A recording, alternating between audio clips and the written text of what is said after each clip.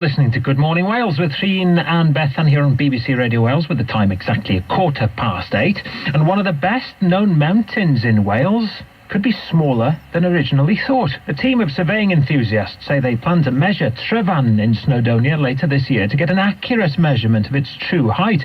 If it turns out to be less than 3,000 feet, and it's 3,002 at the moment, it means Tryfan could be removed from the elite list of the 15 highest peaks in Wales. Well, our reporter Chris Dearden is at the foot of the mountain at the moment. Have you got a tape measure with you, Chris?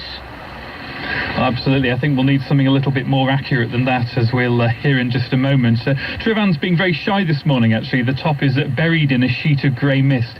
If that did clear, though, we'd see a very familiar sight. It's a very well-known mountain, partly because you get quite a clear view of it from the road as you drive through Snowdonia, partly, I suppose, because it's a classic mountain shape. It rises in a triangular point with rocky crags along the way, and partly because it's one of the few mountains in Britain where you have to scramble with your hands to get to the top, because it's so rocky and craggy. Now, as you say, on the map the height is 915 metres or 3,002 feet, but that measurement is only accurate to about 10 foot either way. So Tryfan could be 2,992 foot or it could be 3,012. Later this year we should find out which. Hold that firmly there. It may look like a side plate on a stick, but this is satellite technology costing hundreds of pounds. That's the antenna that actually receives the signal, the radio signals from the satellite. I'll open it up for you. There's a box of tricks in there. This is the sort of processor. John Barnard and Graham Jackson aren't doing this for money. They climb mountains and measure them in their spare time. Graham says it's a different way of exploring the great outdoors. It keeps us out of trouble, really. I mean, we'd only be decorating the bathroom for the wife, or she'd be getting me to build a pergola in the back garden or something, come on. So we do something useful. And useful it certainly is. The team have already measured several mountains around the British Isles. Their data has been accepted by the Ordnance Survey and is being used to update maps. John says they have the time to go and do accurate measurements in places where it hasn't been possible yet. I think with the modern technology like GPS, we can measure things now to sort of centimetre accuracy, and that technology wasn't available when the original surveys were done of these mountains. That's John Barnard and Graham Jackson who'll be measuring Tryfan later on this year. I'm joined now, though, by the director of the Snowdonia Society, Alan Pugh. You're also a qualified mountain leader as well, I believe. Just talk me through how important this mountain is, how iconic it is.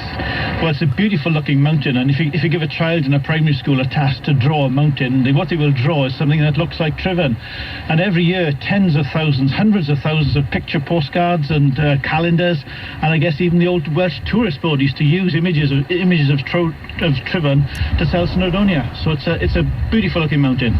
And as far as walkers are concerned, it's also part of a big challenge, because there are various of you who try to do all 15 mountains over 3,000 foot in a day. Well, for over 90 years, people have been trying to do the 14 peaks, the iconic 14 peaks of Snowdonia, in a single trip. And every year, hundreds of people do it, and it's a great adventure to walk across the roof of Wales. And so how would you feel if Tryfan, all of a sudden, this iconic mountain, turned out to be less than the magic 3,000 foot? Dream shattered?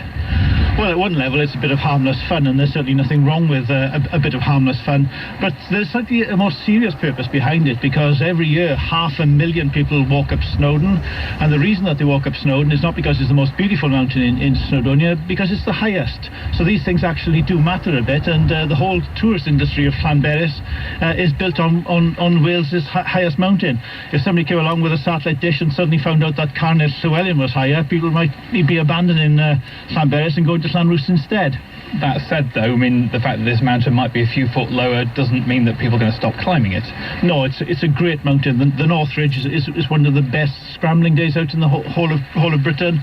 These Face has got a couple of magnificent, fairly easy rock climbing routes, and you can have a fantastic experience of Tryfan if you're a climber, a scrambler, or a mountain walker. It's interesting to say you mentioned about 14 peaks. We're also talking about 15 peaks. That occasionally the maps do get updated because we have found, I think, in the last 10, 20 years or so, that there were in fact 15 mountains over 3,000 foot. So these summits do come and go, I suppose, don't they? Indeed they do, but whether or not you've got 14 peaks or 15 peaks or 16 peaks doesn't really matter that much. North Wales has got some terrific mountains. Just come here and enjoy them safely. Sir Alan Pugh, thanks for joining us. The team of surveying enthusiasts will be up at the top of Tryfan. Hopefully the mist will clear for them when they take their measurements in June. Get climbing, Chris, with that tape measure of yours. Chris Dearden there with Alan Pugh at the foot of Tryfan. Yeah, I went to school.